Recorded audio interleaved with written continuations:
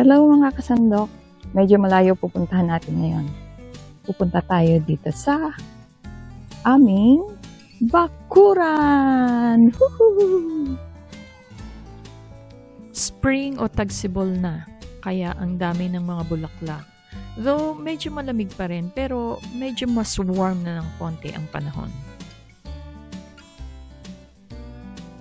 Ito yung panahon na marami ng bulaklak, fresh ang hangin, at maraming prutas na ang mabibili.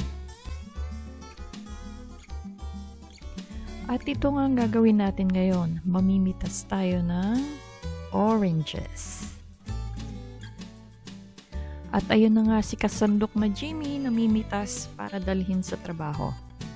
Ito ay isang type ng orange na I think hybrid between mandarin and sweet orange. Correct me if I'm wrong. Ako po ay nurse at hindi pomologist. Malalaman nyo kung hinog o matamis na kung madali na itong pitasin. Kung paghilan nyo at ayaw pang matanggal sa sanga, for sure maasim pa ito. Sa dami nga ng bunga, yung iba nalalaglag na sa lupa.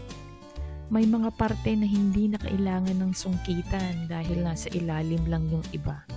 Sa ibang bansa, may mga oranges na nananatiling green or berde, gaya ng ating local na dalanghita o darangkita. Kapag nahinog na ito, yung balat nila ay nagde-develop ng tinatawag na chlorophyll to protect its skin from sunburn. At kapag na-expose ito sa malamig na panahon, gaya dito sa amin, nawawala yung chlorophyll at saka lumalabas yung orange color nila. Dito sa amin, ang madalas na mabibili sa mga grocery stores ay cuties at halos. Sa atin sa Pinas, ito yung kiat-kiat at sikat ito lalo na pag Pasko o Bagong Taon dahil nga sweet at bilog-bilog. Laging present na pampaswerte daw. Hindi mawawala sa 12 o 13 prutas pag New Year. Maski nga lemons ng kapitbahay ay ang daming bunga. Over the bakod na nga yung mga lemons nila.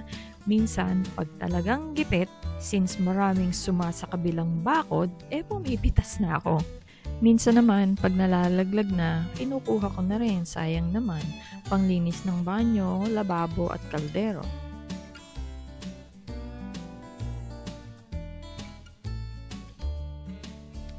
Ayan na nga. For now, isang bag pa lang kasi nawala yung sungkita namin. Yearly, nakaka-harvest kami ng ilang bag tuwing February until April. Taste test tayo mga kasandok. Ito ay mas maliit kumpara sa ibang orange. Mas madali siyang balatan, kaya popular siyang snack, lalo na sa mga bata. Yung iba seedless, pero itong sa amin medyo maraming buto. Ayan o, madali siyang balat. It's good.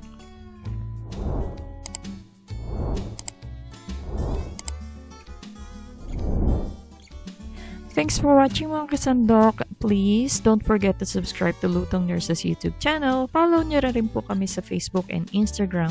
Hanggang sa susunod nating video. God bless!